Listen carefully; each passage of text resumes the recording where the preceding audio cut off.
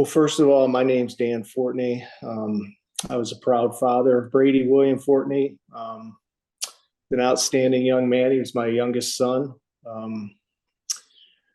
He just was a wonderful young man who struggled with addiction. Started about age 13. Brady worked very hard in trying to beat his various addictions.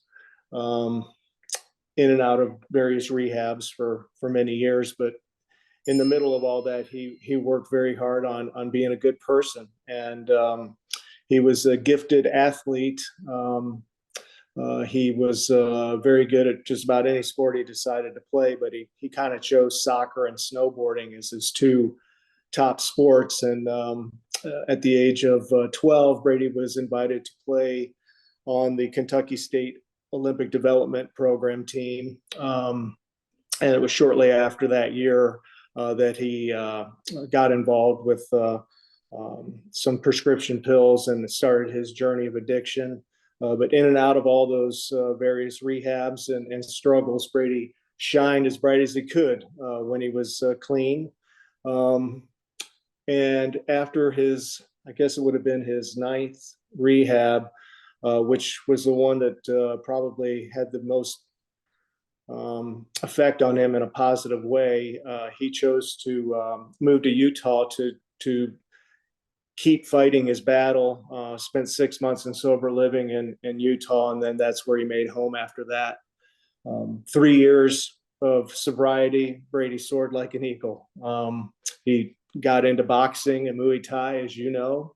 And even fought in the Muay Thai Western Nationals, where he made the semifinals of his weight class.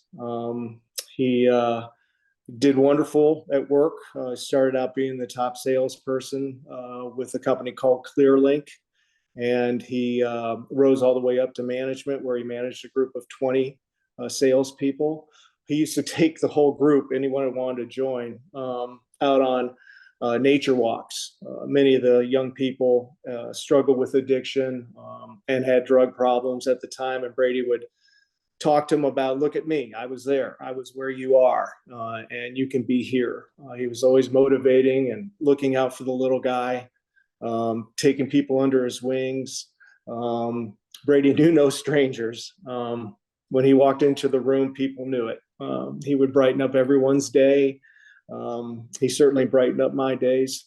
We traveled together a lot, camped together a lot. We've been all around the world together as father, son, and family with mom and his brother, Sean. He was just a true ray of light, and I miss him terribly. So my name is Elizabeth Johnson, and I am the Sergeant over Special Investigations Unit at Salt Lake City Police Department. And we investigate narcotics, prostitution, human trafficking, gambling, and any sort of organized crime within Salt Lake City. So on June 25th, 2021, Brady took what he thought was an oxycodone. He had purchased it, I believe, the night before. That Thursday, the 24th, he purchased it from a trusted source, his on-again, off-again girlfriend, Eliza. And he took one oxycodone, probably about 117, 118, 120 on that Friday. His last text was 138. So just a matter of less than a half hour later, Brady was incapacitated. His phone was right at his feet. He couldn't even reach for it. I've had to put all this together. I wasn't there. No one was there. Brady died alone at the foot of his steps. And it's heartbreaking because we didn't know any of this until weeks, months later, when toxicology came in to find out that the pill he took was laced with a lethal dose of fentanyl. Brady, that was not a drug of choice, the DOC. Brady had never been in rehab for fentanyl. related addiction. We assumed it was possibly something else. When toxicology came back and the only significant drug in his system was fentanyl, that's when our search for answers began.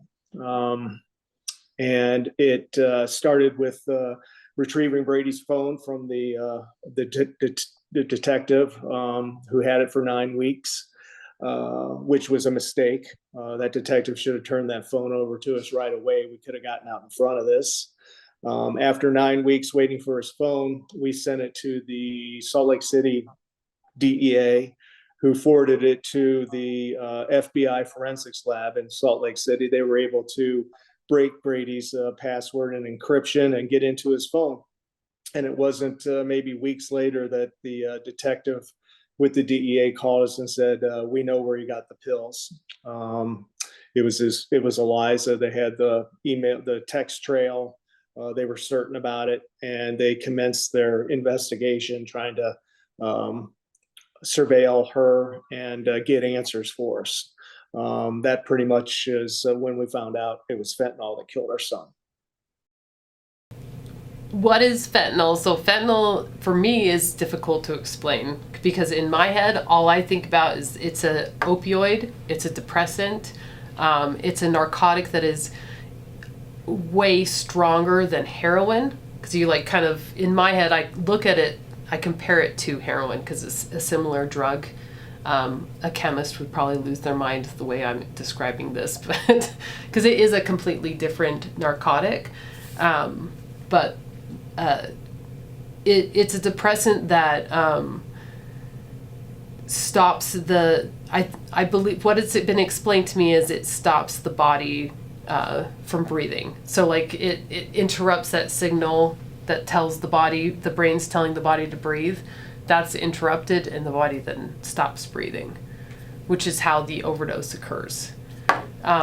If you don't have a lot in your system, you'll just get, a high, not a nice high, but like you'll get a high just as you would heroin, but stronger than heroin. We can use Narcan to interrupt that. We can use Narcan to interrupt a heroin overdose as well. So that's why in my head it's like they're similar, but it's stronger. I knew it was starting to become a major problem. We talked openly about it as a family because it was being added to so many different drugs, not just oxycodone or oxys. They've been lacing, the Mexican cartels have been lacing all types of pills, marijuana, cocaine, heroin with fentanyl. It's a very cheap drug to make, very powerful. And they make a lot of money marketing that. However, they're not scientists. They're not in a pharmaceutical lab. They don't know how much fentanyl they put in things that could kill somebody. But prior to that, I knew enough, but not near as much as I know now about how severe this problem is. It is now the leading cause of death, 18 to 49 in our country. That's amazing. And you hear so little about it. I mean, you hear everything about heart disease and automobile accidents and COVID and all these other life-threatening conditions. However, over 110,000 people will die in 2023 or more, in 2024 or more from fentanyl poisoning alone. It's a severe situation, but prior to Brady's death, we never dreamed that would be what killed him. My experience thus far with opioids, specifically fentanyl, is I've been on numerous overdose deaths, but we've also dealt with quite a few cases with dealers dealing the counterfeit M30 blue pills, oxycodone pills that contain fentanyl. We do get some fentanyl powder, pure fentanyl powder in Salt Lake City, but a lot of it's the blue M30 counterfeit pills. The detective with the DEA thought he had a pretty solid case. It was his job to present that case to the U.S. attorney responsible for Salt Lake City. Apparently, these fentanyl cases are not prosecuted at the state or county level, so the Attorney General of Salt Lake City wouldn't have been involved. They're all being prosecuted at the federal level, so detective with the DEA submitted it at both state and county level, but it was only the federal level that it was going to get any traction. He submitted his first findings, and they asked him for more evidence. So he went back to work, resubmitted it again, and I think it was a perfect storm, so to speak. It was during the tail end of COVID, so the courts have been backlogged for a year and a half. They had to push so many court cases out, so they were only taking so many fentanyl-related death cases, and they really required a slam dunk case where they could completely track the exchange of the tainted pills to a perpetrator and then link that to the young person who died. And in Brady's case, they just didn't feel that was a slam dunk for them, so they turned the case away. We do, the federal government does investigate unlawful deaths involving fentanyl. The state does not have a code for that because it's not considered a homicide per se. It's considered a death resulting in providing fentanyl. It's more of so the federal government's the only one that has that type of code, so they're the only ones that actually can investigate that. We will investigate and charge, the federal government will charge people with the deaths of people of overdose of fentanyl. If we can prove that that individual purchased narcotics from the suspect, and those narcotics are the ones that they overdosed on. So we would have to seize the narcotics found at the scene of an overdose death. There's also testing to see what was in the system and what caused the overdose. And then also we'll look at cell phone records, cell phone texts, and the last movements of the victim of the overdose to see that we can prove that this person purchased these narcotics from our suspect. And if we can prove all of that, then that we'll charge them with that death. When we found out that Brady died of fentanyl, the first phone call we made was to Eliza. And we knew that she was together with him a lot. And we asked her if she would have any idea where he would have gotten these pills, these oxycodone pills, because the medical examiner was certain, based on some traces of a certain drug in his system came from oxycodone. So she was certain he got a tainted oxycodone tab. And we asked Eliza if she would know, and she said absolutely not. She would not have any idea where he got pills. So of course we believed her and went on until the evidence came back that linked her specifically to the exchange. And so we called her back and we said, Eliza, we got news for you. You lied to us, and we have the evidence. The FBI, the DEA has the evidence that you were the one who sold Brady 30 oxycodone pills. He took one and it killed him. There were 29 left in the vial. And she tried to backpedal as much as possible. And I said, Eliza, listen, we hope you didn't know that this was poison you sold our son. We have to believe you didn't kill our son on purpose. However, we want your help. And she pledged us that she would contact the DEA. All we were asking her to do was be transparent, tell the DEA agent, the detective, where you got the pills, because they want to trace it as far up the food chain as possible. And she had promised us she would do that. And a week went by and she didn't. And it was determined that she was more concerned about self-preservation than doing the right thing. And then after that, she wouldn't take our calls. So What I would say to parents trying to get justice for their child, or even like family member that has overdosed, just be as cooperative with law enforcement as you can. Be very open. They're going to need phone records. They're going to need computer records. Anything, any electronic record that can be preserved will help law enforcement. Also, any known associates, known friends, if those friends are cooperative, that also helps the investigation. I would say, especially if it's a child, like a teenager, usually teenagers don't tell their parents all their friends or and about everyone that they're talking to, especially a college student. If they're out of state, in a different state, the parents aren't going to know who their associates are. So not this advice is not necessarily to the parents, but to the friends of a victim of an overdose. They need to be upfront. As a law enforcement officer, if you came to me and said, yeah, we did narcotics together, or we smoked fentanyl together, that's not really my concern. My concern is where the fentanyl came from. So being concerned about getting in trouble over that,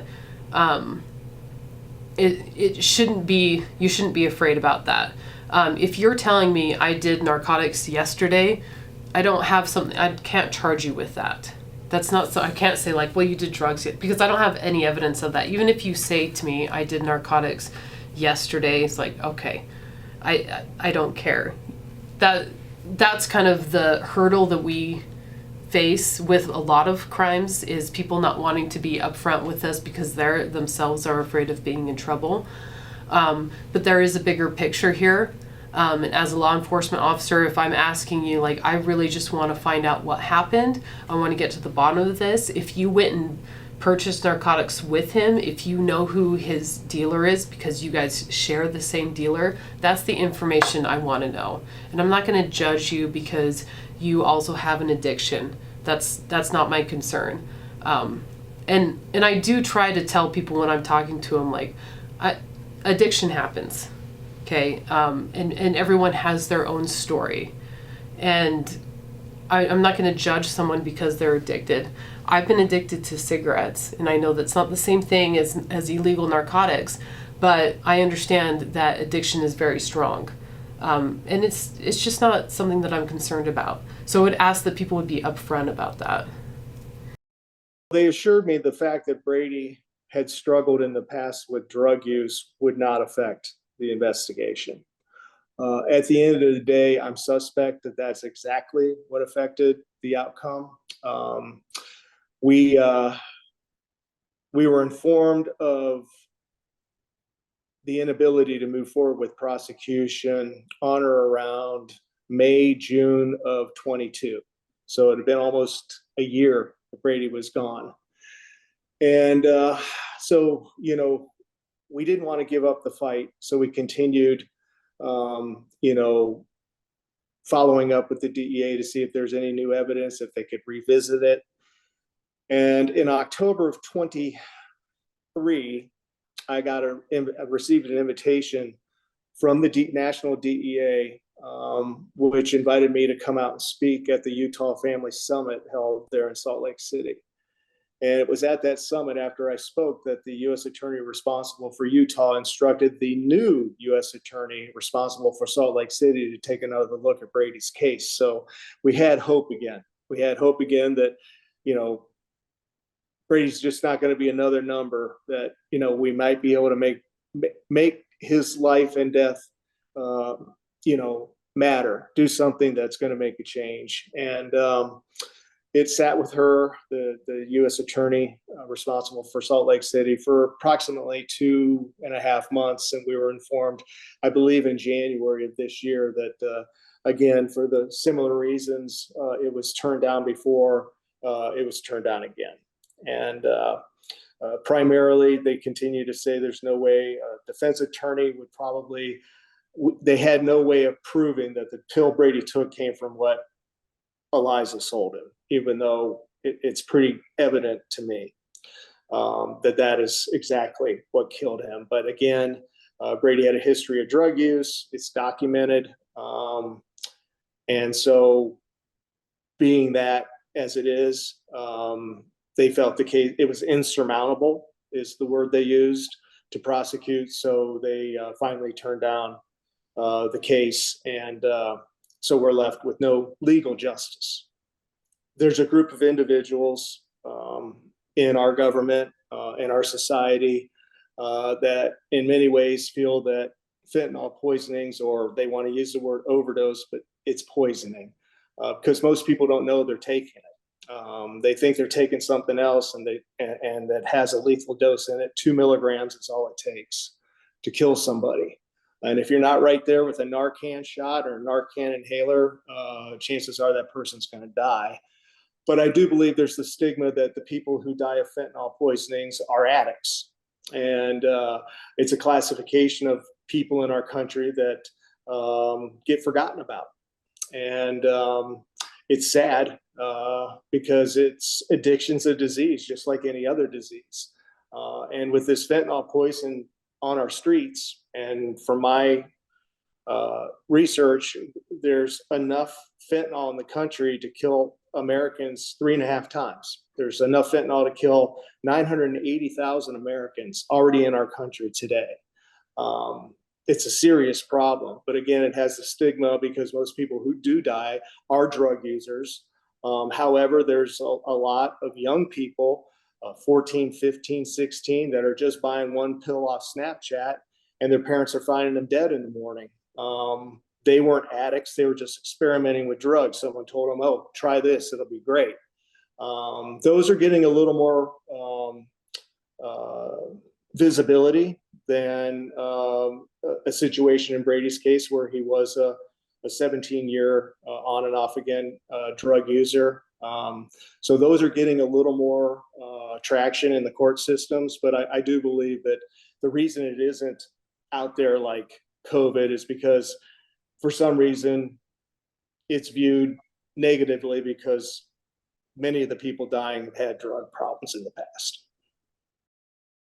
Before fentanyl became a huge thing, there was a huge heroin epidemic because of, so I would say, I'm trying to think of like in the 2000s, in early 2010s, or however we're calling 2010s, I don't know. But there was overprescribing and a misunderstanding of how addictive oxycodone is, and those types of pills. And so with pain, the doctors were kind of overprescribing, and then we had this huge epidemic of people being addicted to opioids.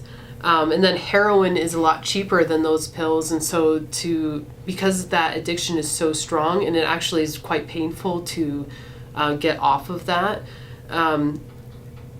they started going towards heroin. And I talked to quite a few people on the street that like now they're addicted to heroin because I had a knee surgery, or I had a broken arm, or all this stuff, and the addiction is just like too strong, and it's completely destroyed their life. And I think I've noticed, I mean, if you watch Netflix, there's been quite a few documentaries talking about that crisis, and there's been a lot more education. So hopefully that is starting to subside, and hopefully doctors are starting to curb that, realizing how strong that addiction is. So, I mean, fingers crossed. But then we've also got, I talked to a girl last month. See, because I'm the sergeant, I don't actually have to investigate anything. I can just sit there and talk to people. So I talked to one of the girls that we were, her boyfriend was the dealer.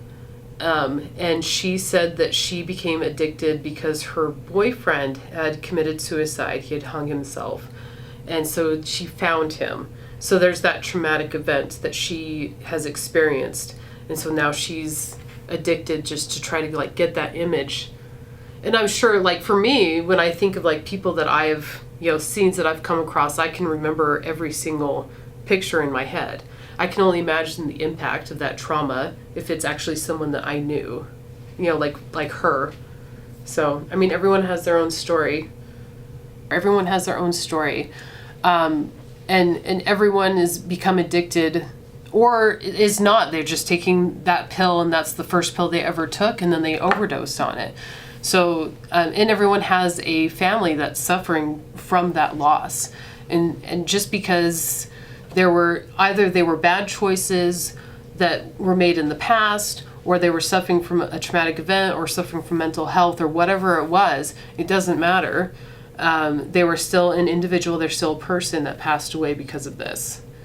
And that's all it is. I don't care what their past was before that or what brought them to that, especially because a lot of it too is we're here for the people that were left behind, from the family, the friends, the children of these people that passed away. And I think that getting justice for them means a lot to those family members that were left. So no, absolutely not. I don't care that they were addicted or junkie. I never use that word because we're all just people. We're all just people trying to live, and some of us have been given a harder life than others, quite honestly. And I don't, with people who are addicted to drugs, they're not bad people. They either made bad decisions or they are trying to survive from a trauma or mental health. I've talked to a lot of people who suffer from schizophrenia, and because the drugs or the street drugs that they take kind of dull those voices that they're hearing, which can be very traumatic. The voices can be very mean, and it's very upsetting. And so one way to quiet those voices is to take narcotics. So like I said, we all have our own trials, and we're not going to judge anyone because of that. No reason to, right?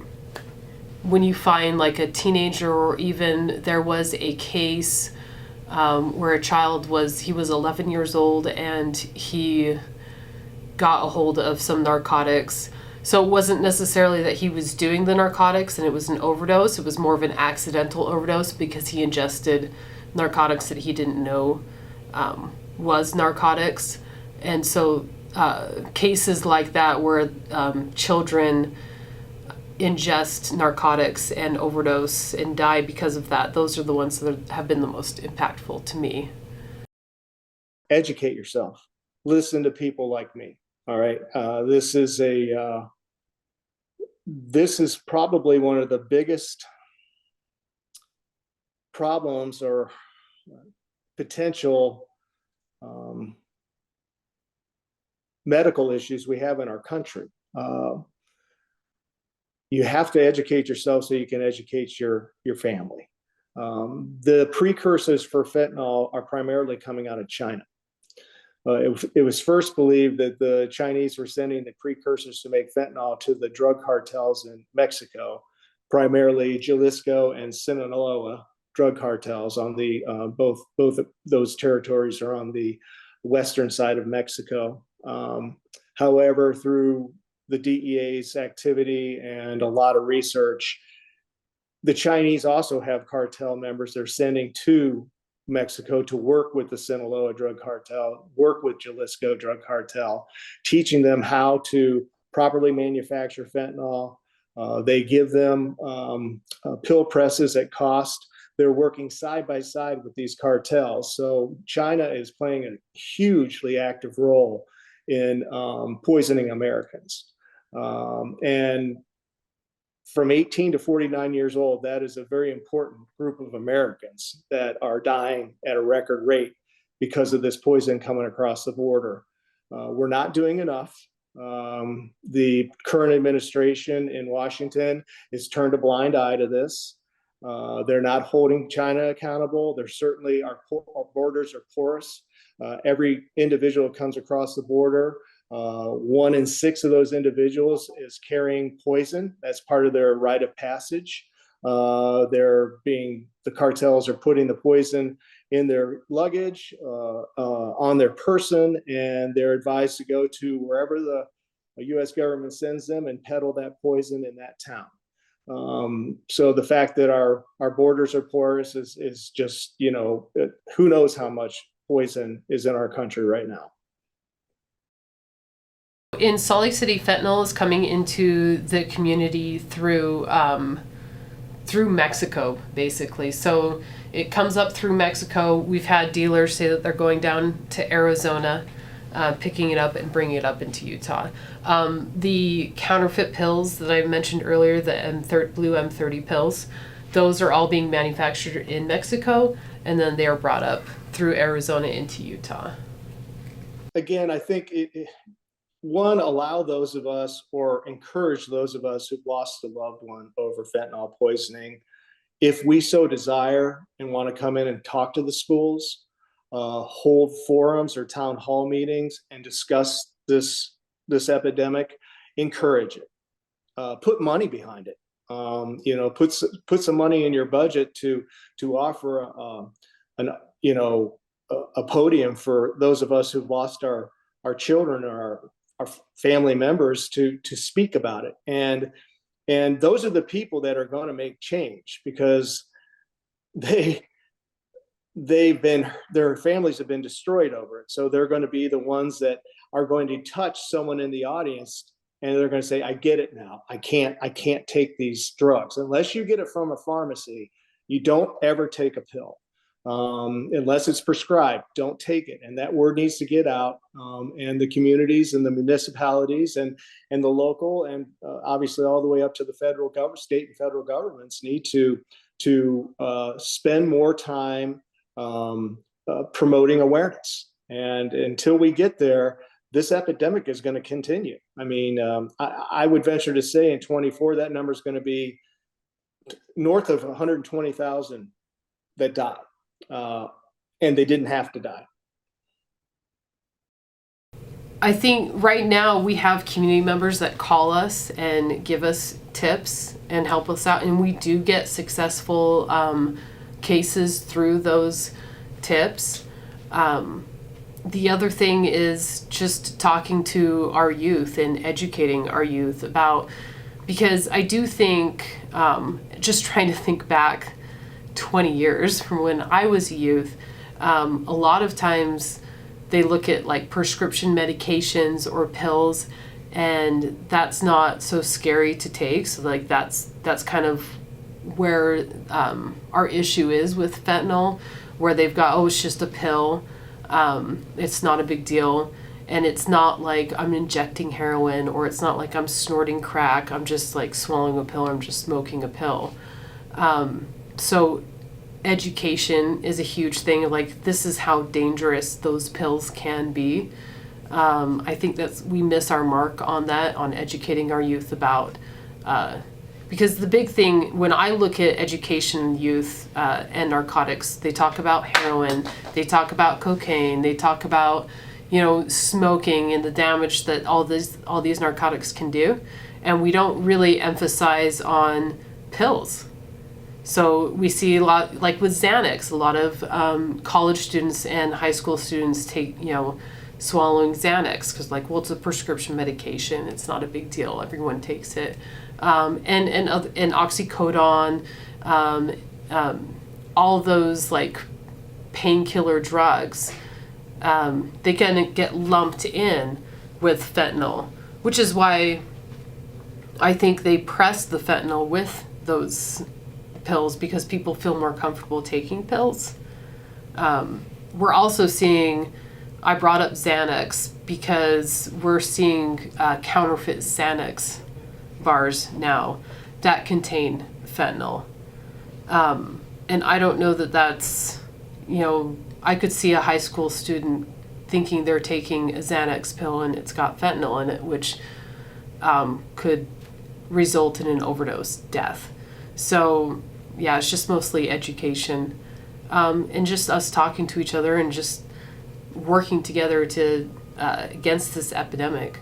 Because the other problem too is that these people that get addicted, they all have their different stories. Some of it's mental health, and some of it's just like something that they've experienced as traumatic. and they're trying to forget about. So maybe also just talking and providing more resources for mental health, because a lot of them are suffering from mental health or traumatic events, and that's why the addiction happens. Families Against Fentanyl is probably the organization we've participated with the most. It was started by a man who lost his son to fentanyl poisoning. I think he lost his son to fentanyl poisoning in the late 90s, and then started the late 2019, 2018, I believe. And to bring awareness about it, because back in 2019, people weren't even talking about fentanyl. It was an issue in Salt Lake City as far back as 2017, but people still weren't talking about it. So Families Against Fentanyl is one that we participate in, primarily from a fundraising standpoint and donating money to bring awareness. Putting PSAs during the World Cup this year was quite powerful. Billboards all across the country. One pill kills. Fentanyl, how many deaths from fentanyl in 2022, 23, and what we can expect in 24.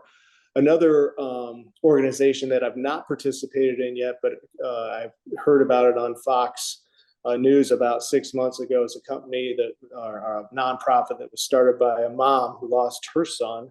I believe she's in Connecticut, called Net Zero. And I believe the zero means all lives, all these losses, we need to bring it down to zero. And get a hold of this epidemic. And it truly is an epidemic. But those would be the two notable organizations. But the most active we've been is with Families Against Fentanyl. The third way we're trying to raise awareness is on my Instagram. I got on Instagram, Dylin, years ago, just to follow my exciting boys, living my life through their adventures. And boy, was that a blast. Going on Brady's site to see him jumping out of planes and doing formations and just living his best life, or doing backcountry snowboarding with his GoPro on his helmet, or my oldest son, Sean, jumping off a waterfall in Indonesia, or what it might be. I got on just to watch them. So, but when Brady passed, I thought it would be a good tool to help those of my friends who didn't really know Brady well get to know Brady, and also the people that did know Brady well to help keep his memory alive. So I post shots of Brady all over the world, and at the same time try to bring awareness to fentanyl. Quite often I'll hashtag something about fentanyl at the end of a post. Again, just trying to do my small part to bring some form of awareness.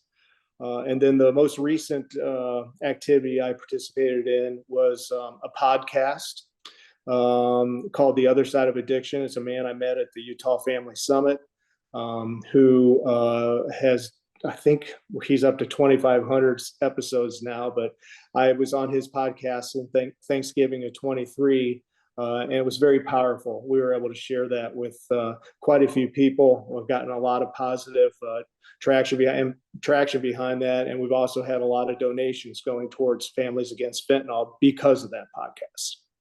To help support making and filming PSA announcements, getting the word out via billboards, commercials on television.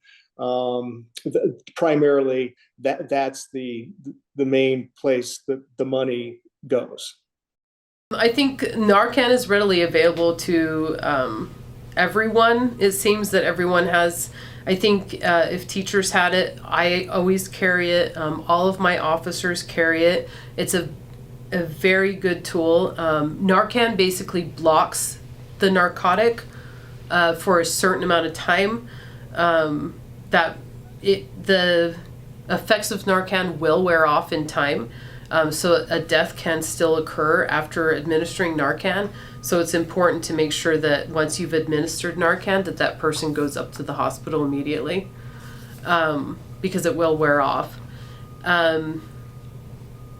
I think noticing mood changes in or for example, like someone that was very open is now very quiet, or someone that was quiet is now very, like anything that's different, just be aware of it and bring it up. Don't be afraid to like talk about it. Like say, I noticed that you used to be very happy, used to be outgoing, and now you're not. Why is that? And if you don't want to talk to me, is there someone that you do want to talk to? Like always offer someone else to talk to, because maybe me as a child, I don't want to talk to my teacher, but I'll talk to the social worker in the school, or I'll talk to even a different teacher. I'd feel more comfortable talking to a different teacher. So if the child doesn't want to open up to you, maybe give them that option of talking to someone else that they feel comfortable talking with. Some people actually carry Narcan on them for whatever reason. In the state of Ohio, Congressman Jim Jordan passed a law that has Narcan inhalers, nostril inhalers at every rest area. It's in a box. As you walk out of the men's or women's bathroom, at every rest area in Ohio is a box on the wall, opioid, not sure the exact wording, but it's a safety kit. And in there'll be as many as 4 boxes of these nostril inhalers. If you're driving down the road and someone in your car has been doing drugs and all of a sudden they're unresponsive, that you call 911. And if you pass a rest area along the way in the state of Ohio, and I'm sure there's others, pull into that rest area and grab that Narcan and see if you can help save that person's life. You don't have very long. In many cases, just the amount of time it takes 911 to get to a person's house or wherever they have taken the bad medicine, the bad drugs, just that amount of time could cost a person their life. So just be vigilant and don't be afraid to call the police, even if you're doing drugs with that person. Generally, in most cases, and in most states, you will not be prosecuted if you are